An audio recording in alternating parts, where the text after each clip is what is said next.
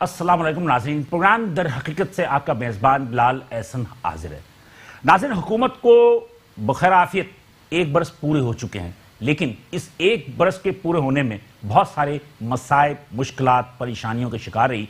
हुकूमत कहाँ तक कामयाब रही ये तो हम नहीं कह सकते, ये हम आप पर ही छोड़ेंगे, लेकिन ताजिर और सनतकारों को बहुत सारे खदशात रहे, शकुक शुबात रहे, तहफ़्फ़ुज़ात रहे। गो के हुकूमत ये कहती है कि गुज़श्ता 1 बरस जब पूरे हुए तो उसमें उनको बहुत सारी तिजारत के हवाले से जो मुआशी आशारिये थे उसमें बेहतरी के आसार उनको नुमाया तौर पर नज़र आ रहे हैं। 1 साल की कारकर्दगी की रिपोर्ट वज़ीर-ए-आज़म इमरान खान साहब ने अपने वज़रा को इस बात की हिदायत की है कि वो तमाम की तमाम वज़ारत अपनी कारकर्दगी के हवाले से उनको रिपोर्ट भेजें। अभी तक वो कारकर्दगी मंज़र आम पर तो नहीं आई, लेकिन मुआशी आशारिये में तिजारती खसारा हमारा कुछ कम हुआ। माली साल 2019 और 20 के पहले महीने में जो तिजारती खसारा है वो तकरीबन 28.84% में कमी आई। ये कि अच्छी खबर है, लेकिन दूसरी जानिब हुकूमत को खारजी सतह पर भी और दाखिली सतह पर भी, दोनों सतह पर जो है वो मुश्किलात का सामना है।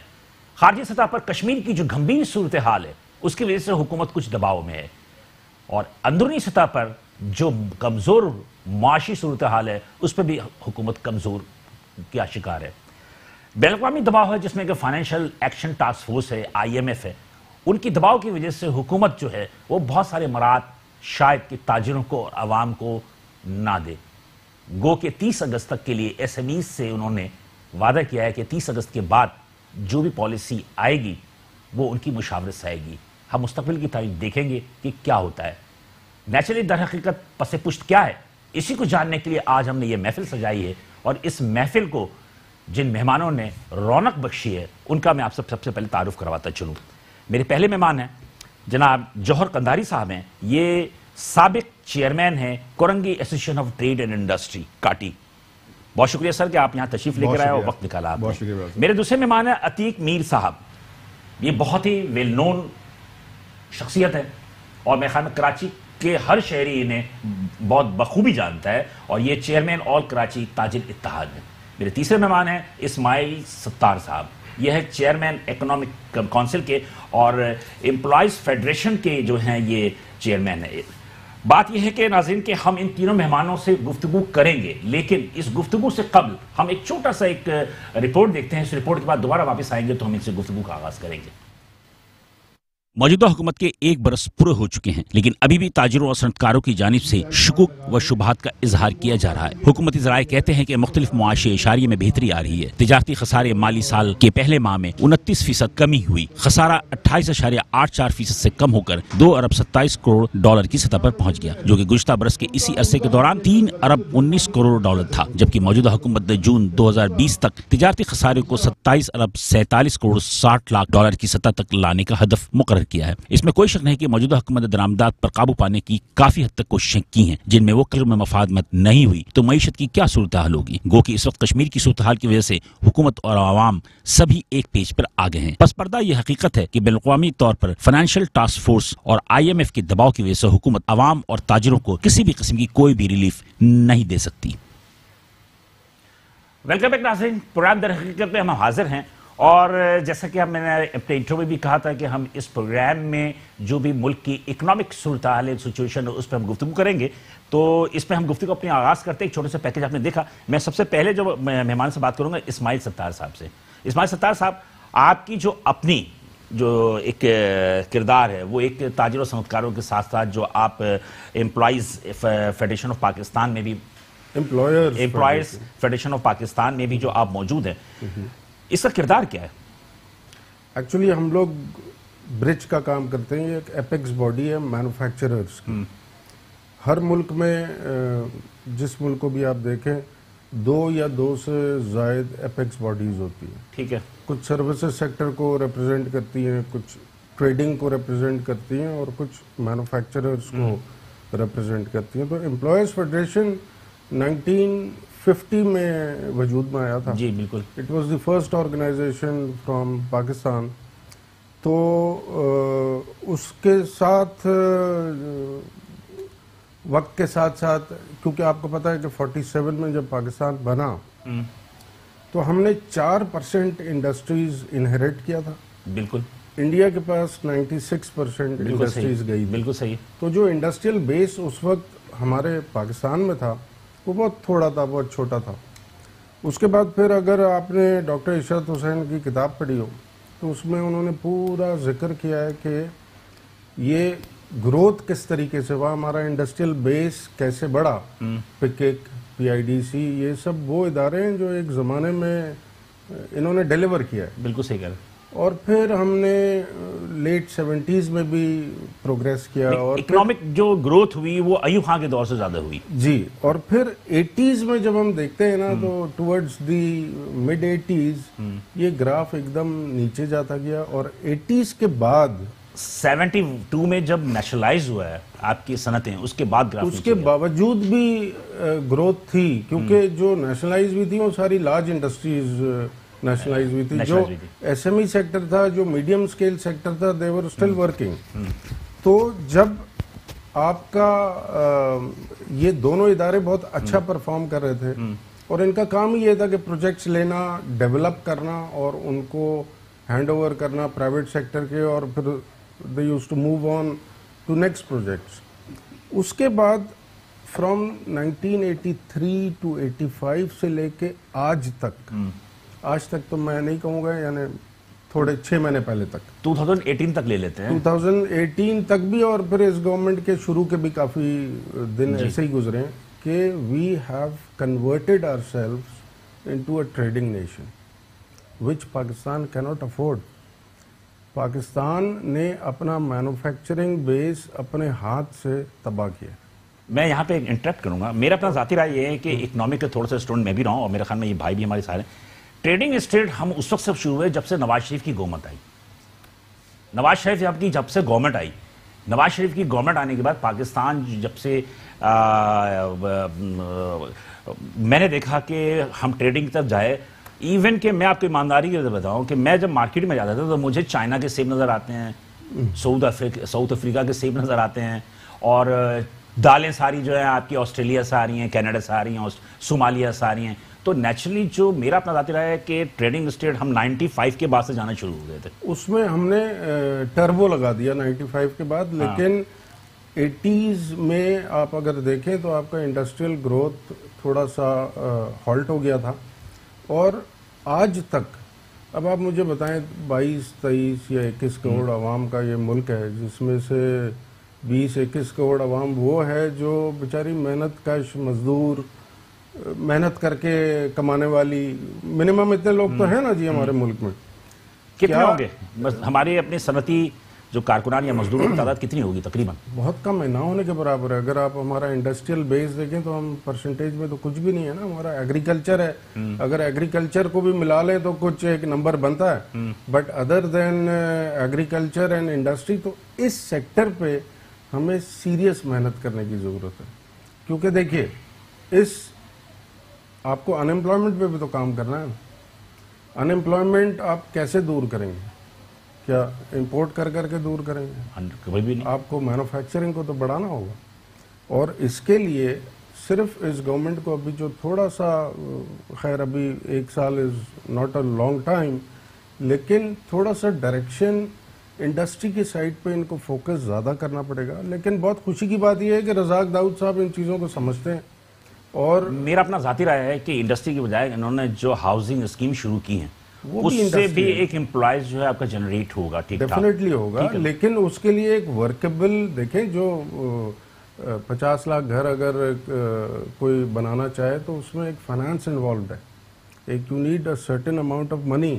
تو اس کا پورا ایک پلان بنا کے امپلائرز فیڈریشن نے گورنمنٹ کو دیا ہے, بالکل دیا ہے ہم نے, کہ ہاؤسنگ کا یہ جو فائنینشیل ارینجمنٹ ہے یہ کیسے کیا جائے, اور اس کو کس فیز میں کتنے پر ایئر گھر بننے چاہیے, کہاں بننے چاہیے.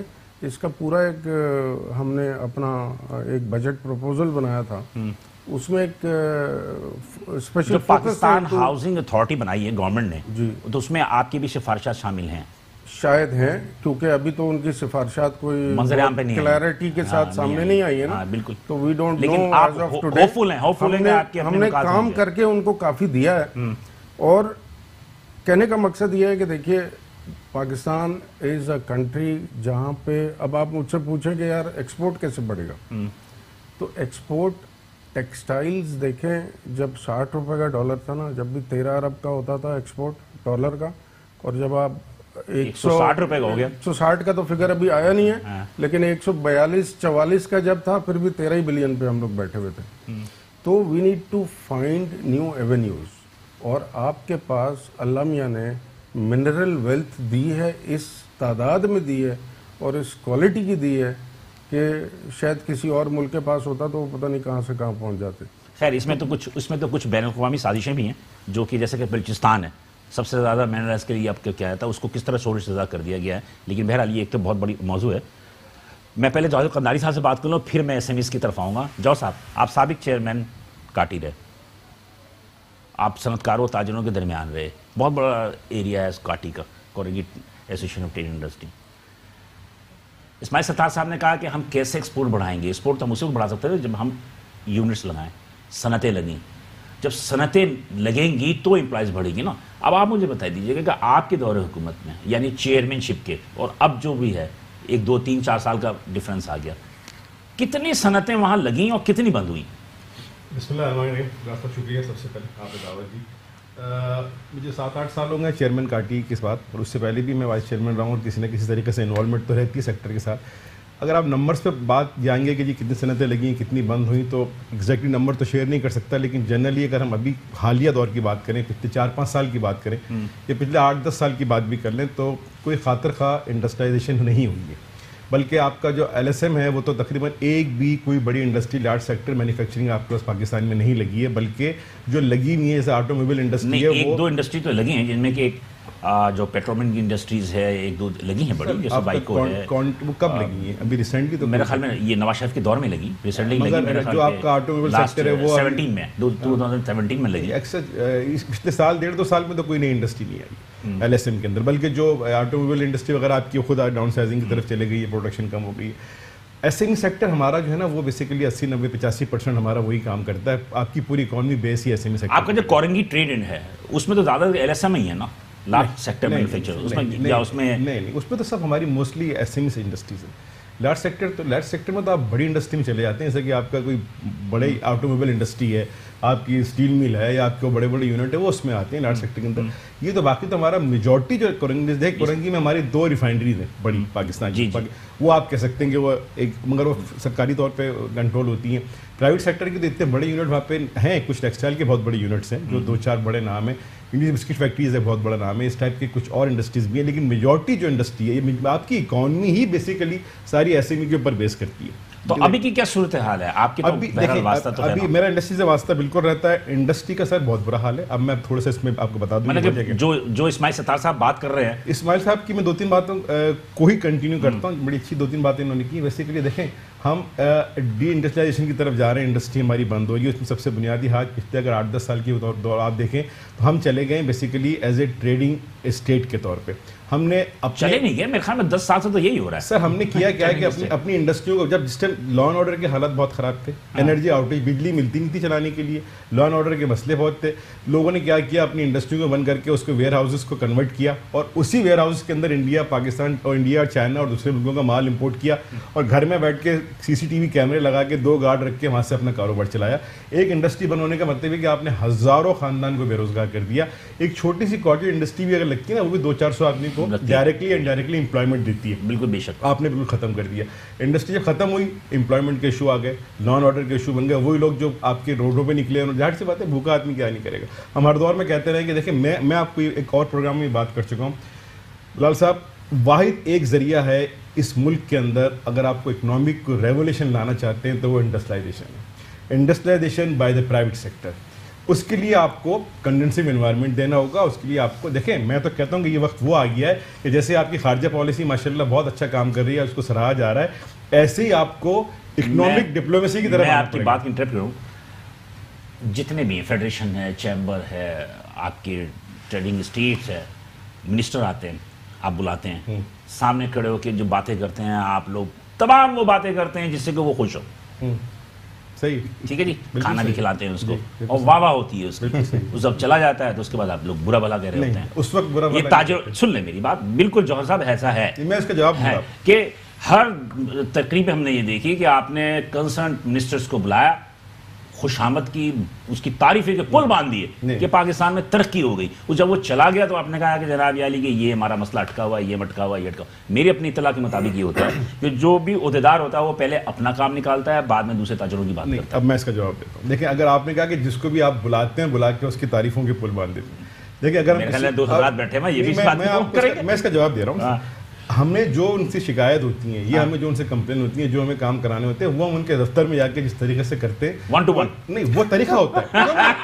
اگر کوئی آفس بیرر جا رہا ہے تو پورے ادارے کو ریپرزینٹ کر رہا ہوتا ہے نا, وہ اپنی ذات کی نہیں جا رہا. میرے پاس جو رپورٹ یہ ہے کہ پہلے وہ اپنی بات کرتا ہے. نہیں سر, دیکھیں ایک آدمی, اگر ایک آدمی ایک کسی انڈسٹری سے, میں اگر چیئرمین ہوں تو میں اپنی ایک انڈسٹری سے وابستہ ہوں نا, میں ساروں کے مسائل جا کے اس سے تو نہیں حل کرا سکتا. اگر وہ کوئی وزیر اعظم تو نہیں ہوگا نا. اچھا, سب سے زیادہ مسائل کیا ہیں انڈسٹریز کے؟ انفراسٹرکچر کے بہت بڑے مسئلے ہیں, بجلی پانی کے بہت بڑے مسئلے ہیں. نہیں ہے مسئلہ, وہ تو ٹیکس کے مسئلے تو اب شروع سے میرا خیال میں نہیں سر, انفراسٹرکچر آپ کے پاس نہیں ہے, آپ کے پاس انرجی آؤٹیج کا بہت بڑا مسئلہ ہے, ٹیکس کا بالکل نو ڈاؤٹ ایک اننیسری برڈن سر پہ آ گیا, ایک فیئر ہو گیا, ایک لوگ خوفزدہ ہے, لوگوں کو سمجھ میں نہیں آ رہا ہے کیا دکھائیں, کیا چھپائیں, کیا کام کریں. دیکھیں جس علاقے میں ہم جس ریجن میں کام کریں, نہ پاکستان, اس پورے ریجن کے اندر جو لوگ کام کر رہے ہیں وہ اسی چیزوں کے عادی ہیں, ان کو ٹائم لگے گا.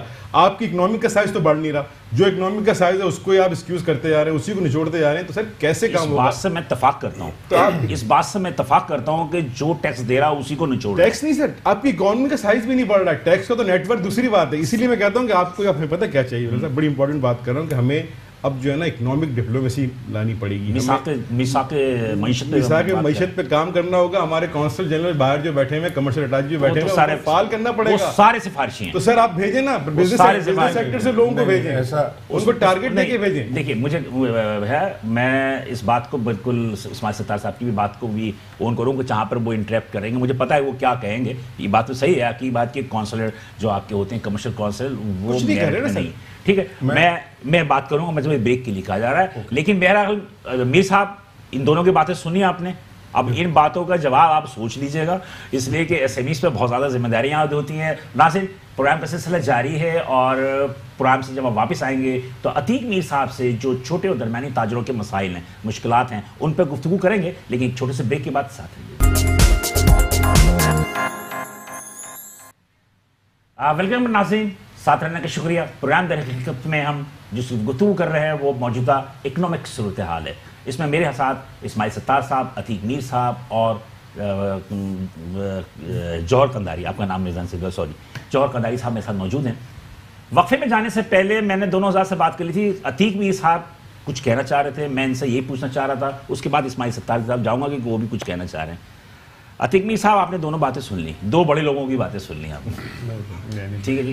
اب آپ ہی بتائیں, ایس ایم ایز, چھوٹے اور درمیانی تاجر, ایس ایم ایز کی آپ ریپرزینٹ کرتے ہیں, اور میں سمجھتا ہوں ایس ایم ایز ریڑھ کی ہڈی ہے ہمارے ملک کی اکنامی کی, بہت عرصے تک کرتے رہے. کیا آپ اس بات کو یقین کریں گے کہ جو اسماعیل ستار صاحب نے بات کی یا جوہر قنداری صاحب نے بات کی کہ ہم ٹریڈنگ کی طرف چلے گئے, ہمارے چھوٹے اور درمیانی تاجر تقریباً 90% وہ ٹریڈنگ کر رہے ہیں, پاکستان کی مصنوعات نہیں بیچتے, اس بات سے اتفاق کرتے ہیں میرے آپ؟ دیکھیں, میں سمجھتا ہوں کہ 2005 جب پاکستان WTO میں چلا گیا, جی, بغیر کسی تیاری کے, بغیر اپنی صنعت کی مضبوطی کے, تو ایک فلڈ آیا.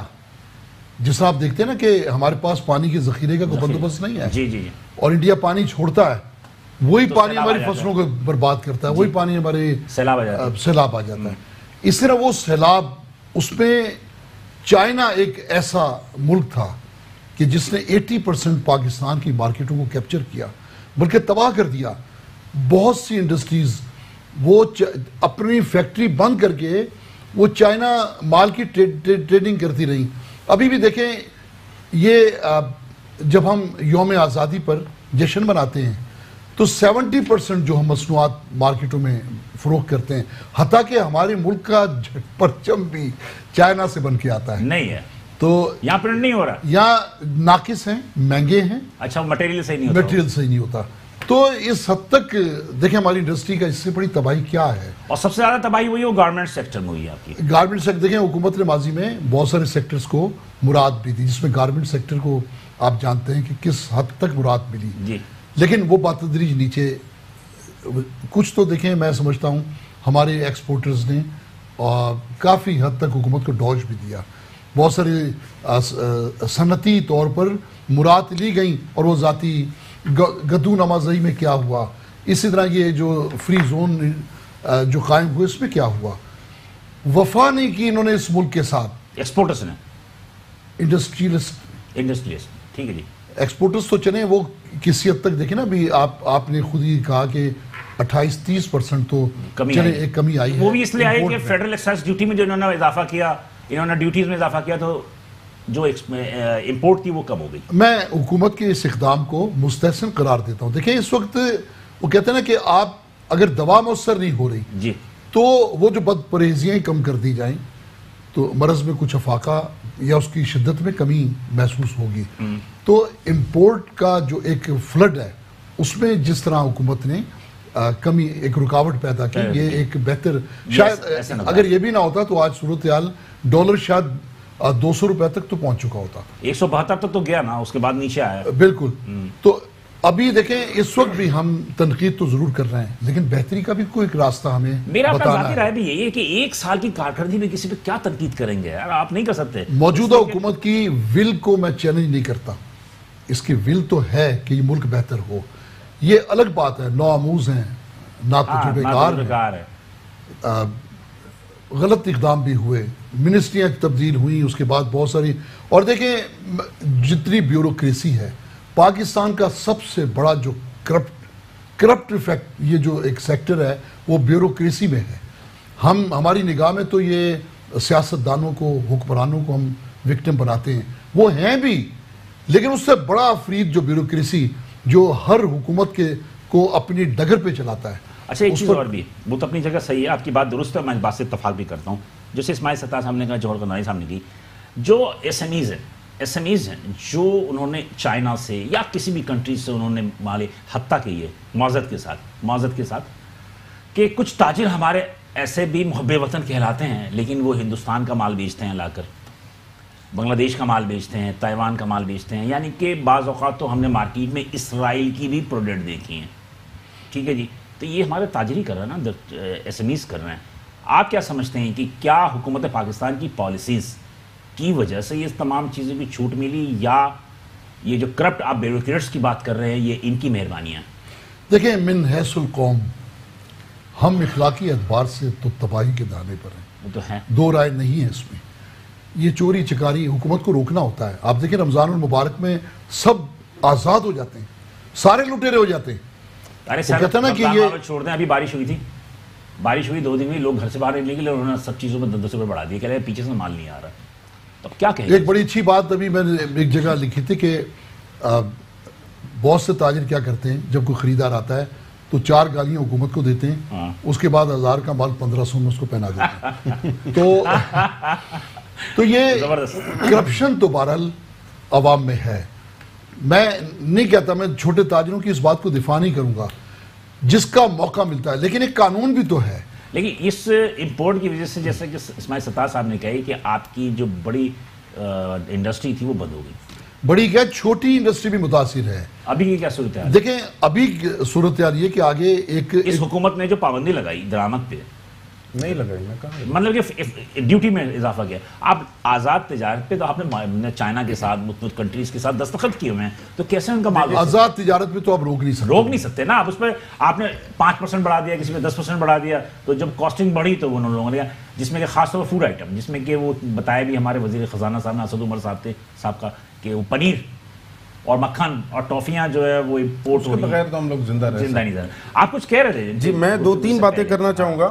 پہلی بات آپ نے کی کہ بزنس کمیونٹی ایسوسی ایشنز, چیمبرز, آپ کی بات سے میں تھوڑا سا ایگری کرتا ہوں. ٹھیک ہے جی, شکریہ سر, کافی زیادہ ایگری کرتا ہوں. جوہر صاحب نہیں کر رہے ہیں لیکن نہیں, کوئی بات نہیں, لیکن جو فیکٹ ہے وہ فیکٹ ہے.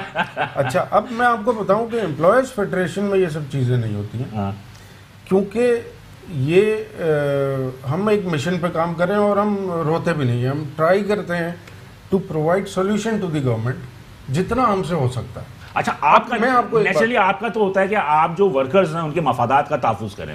نہیں جی نہیں, ہم امپلائرز کے مفادات کا تحفظ کرتے ہیں اور ورکرز کو ساتھ لے کے چلتے ہیں کیونکہ ورکرز تو ریڑھ کی ہڈی ہے کسی بھی آرگنائزیشن. لیکن ان کی مفادات کا یہ کہ اگر کوئی کارخانہ سپوز کہ وہ کہتے ہیں نا ڈاؤن سائزنگ ہو رہی ہے, بہت ساری ڈاؤن سائزنگ تو اس میں آپ کا کردار کیا ہوتا ہے؟ سر اس میں ہمارا یہ کردار ہے کہ we want to help them economically, تاکہ وہ ڈاؤن سائزنگ کرنی نہیں پڑے, اس کو اپ سائزنگ کرنی پڑے, اس کو اور ایکسپینشنز میں جانا پڑے. تو امپلائرز فیڈریشن کا یہ کام ہے جو امپلائرز فیڈریشن 1950 سے لے کے 2016, 17, 18 تک بہت زیادہ نہیں کرتی تھی, کیونکہ وہ ان کا فوکس صرف ایچ آر اور آئی آر سے مراد انٹرنیشنل ریلیشن نہیں, انڈسٹریل ریلیشن پہ زیادہ فوکس تھا. تو وہ اب ہم نے تھک ہار کے اب یہ چیلنج لیا ہے کہ یار اب بہت ہو گیا, اب ایسے نظام نہیں چلے گا. اب ہم کیا کیا کر رہے ہیں؟ اب جیسے آپ نے فرمایا کہ منرل سیکٹر ہے جی, اب منرل سیکٹر میں آج ہی ہم نے فائنل کیا ہے ایک کنسلٹنٹ کو فرام ہالینڈ, ایک ادارہ ہے پم نیدرلینڈز کا, وہ free of cost consultants provide کرتا ہے ملکوں کو جو ترقی پذیر ڈیولپنگ نیشنز کو, جس میں کہ پاکستان از فارچونیٹ انف کہ پاکستان بھی ان کے لسٹ میں ہے. تو ہم نے وہاں سے کچھ کنسلٹنٹس لیے ہیں, ان کو ریکویسٹ کیا ہے. اب ہم کریں گے کیا, ہم منرل لیں گے بلوچستان کا, کیونکہ آپ دیکھیں آپ کے پاس 42 منرل ہے پاکستان میں اور الحمدللہ اس میں سے 37 بلوچستان میں, جس میں کہ ریکوڈیٹ کا مسئلہ بھی چل رہا ہے, جس میں جی وہ ایک الگ مسئلہ ہے. وہ ریکوڈیٹ اتنا سا جگہ ہے, اس کے رائٹ اور لیفٹ پہ کئی کلومیٹرز اویلیبل ہے. تھوڑی وہاں پر امن و امان کا بھی ایک مسئلہ ہے. نہیں مسئلہ ہے کوئی, الحمدللہ مسئلہ نہیں ہے. مائننگ تو ہو رہی ہے نا, آج مائننگ تو 37 کے 37 منرل ہم نکال رہے ہیں, ٹھیک ہے جی, لیکن 37 کے 37 نکال کے ہم as it is in the raw form کنٹینروں میں بھر کے 30, 40, 50, $60 پر ٹن بھیج رہے ہیں.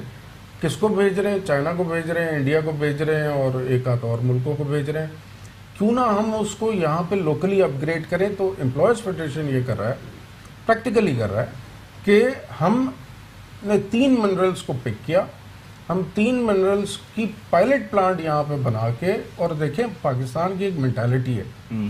پاکستان میں جو وہ زمانہ تھا نا, جو میں نے کہا کہ ہم نے 4% انڈسٹریاں انہیریٹ کی, تو وہ لوگ اس زمانے میں انوویٹو ٹائپ کے لوگ تھے, وہ چیزوں کو ایجاد کرنا چاہتے تھے, محنت کرنا جانتے تھے.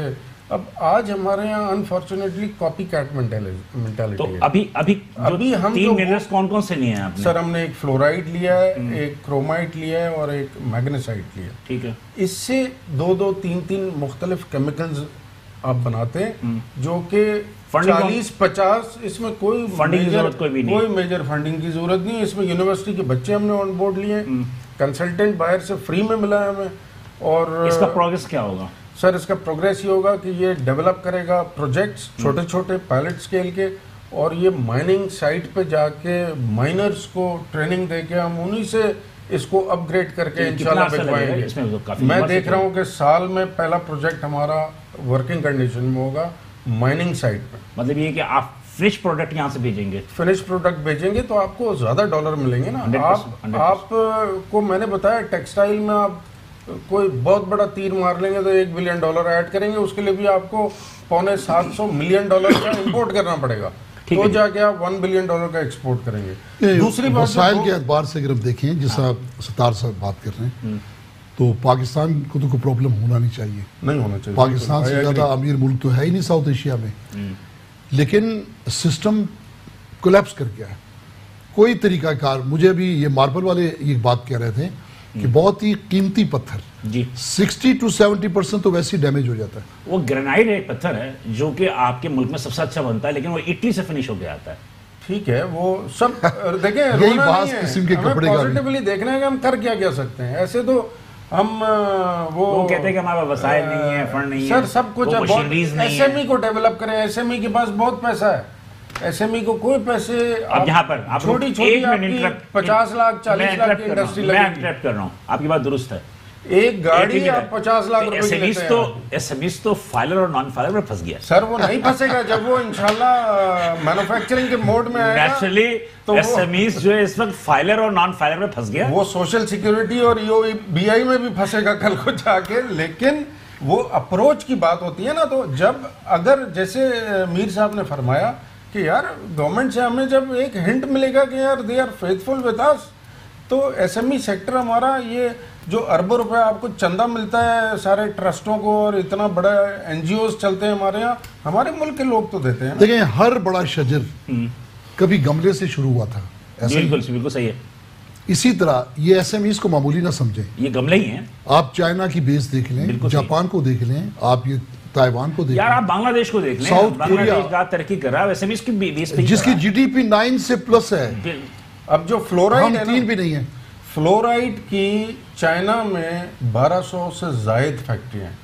اس میں سے کوئی 40-50 میں دیکھنے گیا تھا ابھی پچھلے دنوں, ساری چھوٹی چھوٹی ہیں. کوئی میجر بڑی انڈسٹری نہیں لگی ہوئی ہے.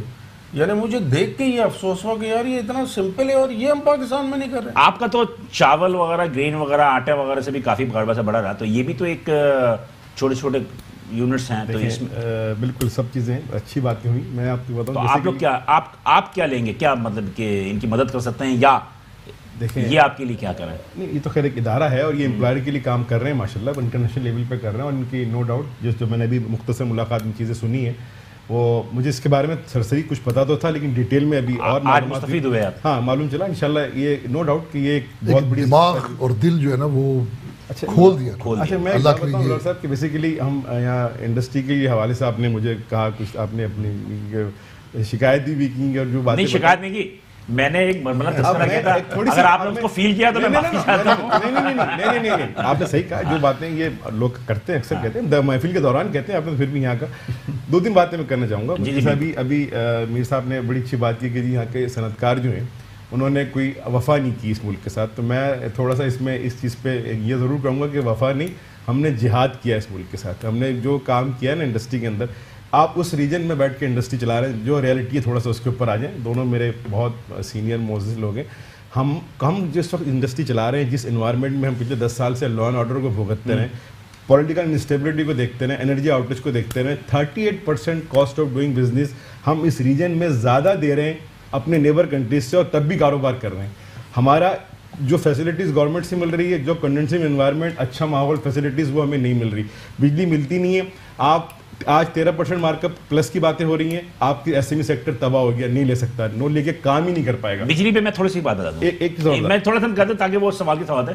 ایس ایم ایز جو ہے نا, ایس ایم ایز کمرشل پہ جا رہے ہوتے ہیں. یہ تو جتنی زیادہ بجلی استعمال کرتے ہیں ان کو اتنا پیسہ دینا پڑتا ہے. انڈسٹری کا فائدہ یہ کہ جتنی زیادہ بجلی استعمال کرتی ہے بجلی کا بل کم ہو جاتا ہے. اب آپ سن لیں. نہیں ایسا نہیں, کس نے کہا سر آپ سے یونٹ جتنے بڑھتے ہیں آپ کے انڈسٹریز کے, تو آپ پیک آورز شروع ہو گئے. آپ یہ ابھی کی بات نہیں کر رہا, میں جب امن و امان کی صورتحال کی بات کر رہے ہیں, یہ ہم گزشتہ 5-7-10 سال پیچھے ہی چلے گئے ہیں. ٹیرف پہ فرق آتا ہے, لوڈ شیڈنگ سے مستثنا ہے. اگر ہونا بھی چاہیے, کوئی احسان نہیں ہے. دیکھیں آپ تھوڑا سا دیکھیں, اگر آپ انڈسٹریلائزیشن پہ فوکس نہیں کریں گے, انڈسٹری نہیں لگائیں گے, تو مجھے آپ بتا دیں کہ دوسرا کون سا طریقہ ہے جس میں آپ کو اکنامک کوئی ریوائول لا سکتے ہیں اس ملک کے اندر. انڈسٹری سے نہ لگانے کا کون انکار کر رہا ہے؟ سر آپ دیکھیں, میں بتاؤں, آپ اسماعیل ستار صاحب تو کہہ رہے ہیں کہ امپلائیز جو فیڈریشن ہے وہ یہ چاہ رہی ہے کہ اگر سر کیسے لگے گی انڈسٹری اس ماحول میں لگے گی کہ آپ 38% کاسٹ آف ڈوئنگ زیادہ دے کے کمپیٹ کر سکتے ہیں. ایکسپورٹ آپ کی ٹوٹلی ڈکلائن ہے. آپ 20-21 بلین سے اوپر کا ٹارگیٹ پچھلے 10 سال سے 24 بلین پہ چلے گئے, کبھی اس سے اوپر گئے. 22 کروڑ کے میرا خیال ہے مخدوم امین فہیم صاحب وزیر تجارت تھے تو سلور جوبلی منائی تھی, بڑا شاندار منایا تھا, 25 ارب ڈالر چلے گئے تھے. سر یہ انہوں نے بڑا جشن منایا تھا. لوگوں کی ایک یورپ میں ایک کمپنیوں کی 40-40 ارب روپے کی ایکسپورٹ بڑھ جاتی ہے, جو بڑے بڑے کام کرنے والے لوگ ہیں. یہ اس بڑے ملک کے حساب سے چیزیں بنتی نہیں ہیں. اچھا صرف ایک وجہ اور بھی, ہم جو کام کر رہے ہیں نا انڈسٹری, ہم ابھی تک کنونشنل انڈسٹرائزیشن کی طرف ہیں, ہم ابھی تک ویلیو ایڈیشن کی طرف نہیں آئے, جس کی ہمیں بہت سخت ضرورت ہے. دیکھیں ایک چیز را کی شکل میں 100 روپے کی ہے, ویلیو ایڈیشن ہو کے 1000 روپے کی ہو جاتی ہے. اس کی واحد مثال جو میرا اپنا ذاتی رہا ہے وہ چمڑا ہے. لیدر کی انڈسٹری آپ کی سب سے زیادہ, لیکن اسی لیدر سے چائنا نے جب تک اب لیدر کی عالمی معیار کی ٹیکنیک پاکستان میں نہیں آئے گی, سر کیسے آئے گی؟ یہ ویلیو ایڈڈ میں آپ کیسے جا سکتے ہیں سر؟ کیسے آئے گی؟ آپ نے ایک ہی کہتے ہیں نا ایک ہی سب کو ہکال دیا آپ نے.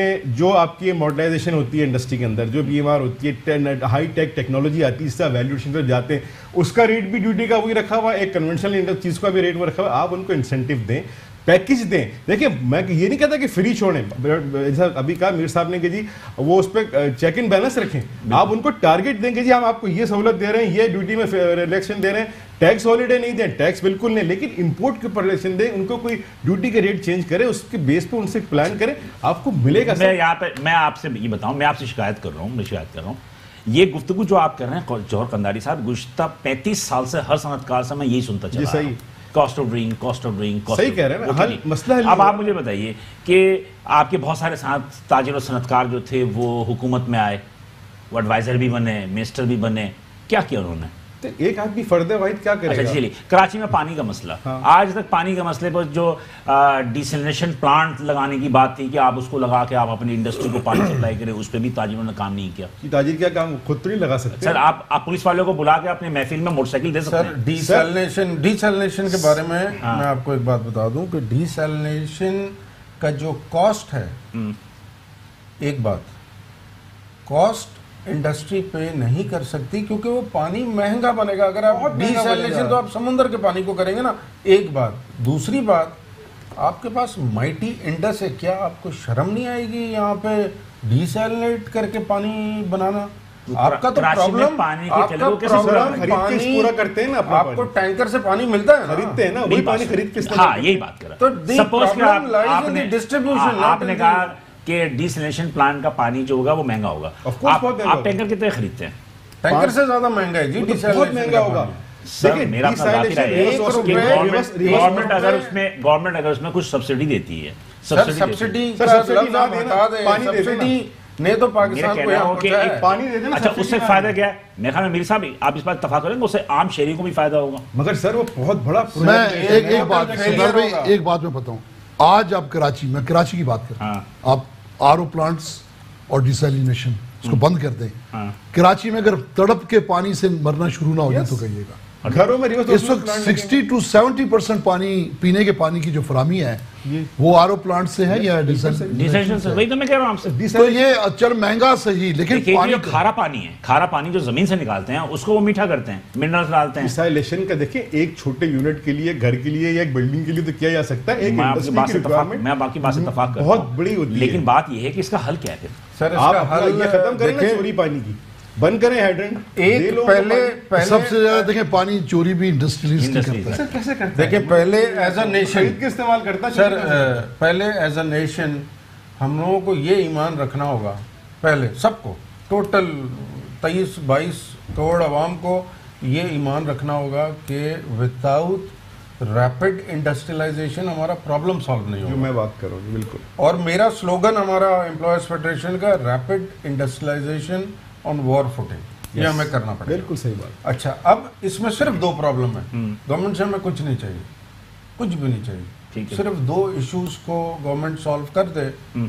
دیکھیں گیس کا جو ریٹ ہے ہمارے یہاں وہ زیادہ ہے. It is I mean no industry can work with these gas prices.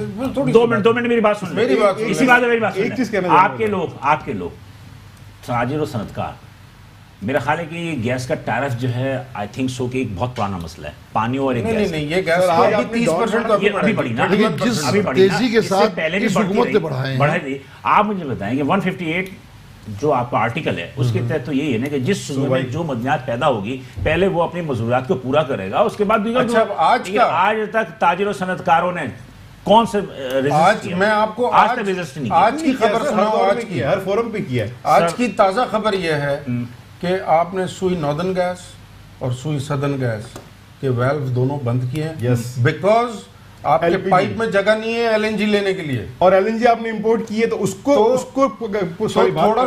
تھوڑا سا گورنمنٹ دیکھیں, گورنمنٹ ہمیں گورنمنٹ سے کچھ نہیں چاہیے, سوچنے والی بات ہے. گورنمنٹ سے ہمیں آپ انٹیلیجنٹ اینڈ وائز چھیڑ چھاڑ آج ڈان کی خبر ہے کہ اپنی پروڈکشن لائن بند کر دی امپورٹڈ LNG کو یوٹیلائز کرنے کے لیے. وہ لائن پہ اتنا پریشر تھا کہ برسٹ کرنے کا خطرہ. کیسے وجہ اور بھی تھی, ہوا یہ تھا کہ ایل این جی جو یہ امپورٹ کرتے ہیں تو یہ ایل این جی میں امپورٹ کرنے کے لیے جو اینگرو کا ٹرمینل ہے وہ ایک محدود مطلب کہ اس کی کیپیسٹی ہوتی ہے. اب اس کے بعد قطر سے یا جہاں سے بھی یہ ایل این جی جب لے کر آتے ہیں تو ہمارے اطلاع کے مطابق تو یہی ہے کہ اگر آپ اس کو استعمال نہیں بھی کریں گے تو آپ کو پر منتھ آپ کو لاکھوں ڈالر جو ہے وہ رینٹ کے طور پہ دینے پڑیں گے. تو سوال یہ پیدا ہوتا ہے کہ آپ اس کو یوز کر کے آپ کرایہ دیں یا وداؤٹ یوز کر کے کرایہ دیں. تو وجوہات بھی یہی ہیں. ایک سمپل سوال ہے, ہم سب کے گھروں پہ گیزر ہے. جی ہے, لگا ہوا ہے. بالکل. گرمیوں میں بھی جلتا رہتا ہے, سردیوں میں بھی چلتا رہتا ہے, چلتا رہتا ہے نا. یعنی کون تکلیف کرے گا اتنا نیچے جا کے اس کو بند کرے گا, اور جی بالکل جلانے میں بھی کافی محنت لگتی ہے. ہمارے گھر کا گیس کا بل کتنا آتا ہے؟ 200 500 1000 روپے یہی آتا ہے. لیکن اب تو بڑھ گیا, آپ 2-3 تو بہت بڑھ گیا, 2000 بڑھ گیا نا. میں کہتا ہوں کہ جی آپ گھروں کے ریٹ کو جو طبقہ افورڈ کر سکتا ہے اس کو آپ بڑھا دو, لیکن انڈسٹری یہ ریٹ پہ سروائیو نہیں کر سکتی کیونکہ آپ کو ایز اے نیشن آپ نے ابھی ڈیسائیڈ کیا کہ you have to go for rapid. میرا اپنا ذاتی رائے یہ ہے کہ جو آپ کا گیس تھی, اس گیس کو رہائشی میں دینا ہی نہیں چاہیے تھا. آپ کو ایل پی جی کا سسٹم تھا, اب دے دیا. وہ تو بھٹو صاحب کا ایک سیاسی ایک نظریہ تھا جو انہوں نے دے دیا. نیچرلی اگر آپ نہ دیتے, ایل پی جی میں رکھتے اور اس گیس کو انڈسٹریلائزیشن کو دیتے تو فائدہ زیادہ ہوتا. میرے صاحب آپ کیا کہیں گے؟ مختلف سیکٹرز پر ٹیرف پر اثر و جائزہ لینا چاہیے. میں سمجھتا ہوں کہ آج یہ جو روٹی ایک دم 10 روپے سے 15 روپے کی ہے, اس کی بیس بھی گیس کی قیمتیں ہیں. یہی سبب ہے کہ انڈسٹری میں بھی جہاں جہاں گیس کا استعمال زیادہ ہے. نہیں, وہ تو کہہ رہے تھے کہ ٹیکسس میں اضافہ کر دیا آٹے پہ, بعد میں پھر وہ ریجیکٹ ہوا. قیمت سر کوئی نہیں بڑھی, روٹی کی قیمت نہیں بڑھی. تو میرا ٹائم ختم ہو رہا ہے, مجھے تھوڑا تھوڑا بتا دیجیے گا کہ کرنا کیا چاہیے حکومت کو اس سر اس حکومت کو. میں تھوڑی وضاحت کر دوں, اس کے بعد کیا وہ جو آپ کے نا قیمت نہیں بڑھی, پیڑے کا ویٹ کم کرتا ہے. ہاں 160 گرام کا ہوتا ہے ایک پیڑا, وہ کم کر دیا. درست کہہ رہے ہیں. میں جس چیز کو نمائندگی کر رہا تھا میں اسی کی بات کروں گا. اگر کوئی انقلاب آپ چاہتے ہیں, ہمیں سیریسلی سوچنا ہوگا, ہمیں انڈسٹریلائزیشن کی طرف آنا ہوگا, ویلیو ایڈیشن پہ کام کرنا ہوگا. بچہ جانتا ہے. نہیں سر, پھر کرے نا, کیوں نہیں کرتا؟ ابھی آپ نے کہا 35 سال سے انڈسٹری کہہ رہا ہے کہ یہ ایسے تو 70 سال سے ہر سال کا اخبار اٹھا کے دیکھ لیں, اس میں خبر آتی ہے کہ پاکستان اس وقت نازک ترین دور سے گزر رہا ہے. تو پھر کیا پاکستان کو چھوڑ دیں 72 سال میں؟ چلیں آپ کہتے ہیں کہ صرف اب انڈسٹریلائزیشن جب تک نہیں ہوگی, پرائیوٹ سیکٹر کو دیں, ان کے ساتھ پبلک پرائیوٹ پارٹنرشپ میں بھی جائیں, اور وہ چیزیں جو ویلیو ایڈیشن کے لیے ہمیں امپورٹ کرنی ہوتی ہے اس پہ خاص ویلیو ایڈیشن پہ توجہ دینی چاہیے. آپ کیا کہیں گے ویلیو ایڈیشن؟ میں سمجھتا ہوں کہ آپ کہہ رہے تھے کہ ہمارے پاس ٹیکنالوجی نہیں ہے ویلیو ایڈیشن کی. کہہ رہے ہیں منگائے نا. ویلیو ایڈیشن کا تو فی الحال ہمارے یہاں تصور اس وقت تک نہیں ہو سکتا جب تک کہ یہاں ٹیکنیشینز نہیں ہوتے اور جدید ٹیکنالوجی نہیں آتی. باقی میں ایک بات کہتا ہوں کہ حکومت کو میں ایک مشورہ دیتا ہوں آپ کے فورم پہ, کہ جس طرح ستار صاحب نے بڑی ایک روشن مستقبل کی باتیں کی, ایک ہوپ فل باتیں جو قندھاری صاحب نے کی, اسٹیک ہولڈرز کے ساتھ مشاورت کریں, معاملات کو سمجھیں.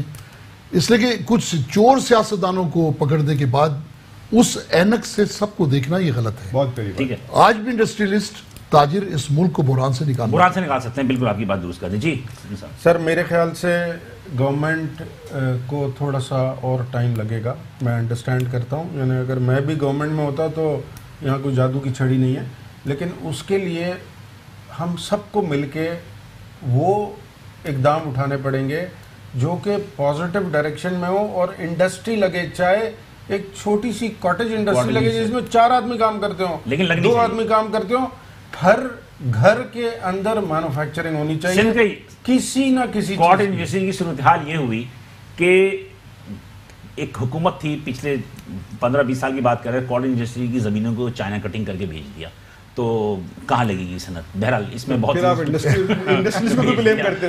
بہت شکریہ سر, تینوں مہمانوں کا بہت شکریہ کہ ہم بہت ساری ایسی باتیں کرنا چاہتے تھے لیکن وقت کی محدود وقت کی وجہ سے ہم بہت ساری باتوں کو نہ کرتے, تشنگی بھی رہی. انشاءاللہ کسی اگلے پروگرام میں ہم مزید اس پہ جو نکات رہ گئے ہیں اس پہ بحث کریں گے. ناظرین, یہ تمام صورتحال ہے, لیکن ایک مشترکہ جو صورتحال جو اس صبح ہم تینوں مہمانوں نے کہی وہ ہے کہ جناب جب تک صنعتیں نہیں لگیں گی, چاہے وہ 4 آدمی اس میں کیوں نہ نوکری کرنا ہو یا ان کو ملازمت نہ ملے, وہ صنعتیں قائم نہیں ہوں گی کاٹیج انڈسٹری. اس وقت تک ہمارا ملک جو ہے وہ ترقی کیا بلکہ میں سمجھتا ہوں کہ ایشین ٹائیگر جو کہا جا رہا ہے وہ بھی نہیں بن سکتا. بلال حسین اجازت دیجیے, انشاءاللہ اگلے ہفتے آپ سے دوبارہ ملاقات ہوگی.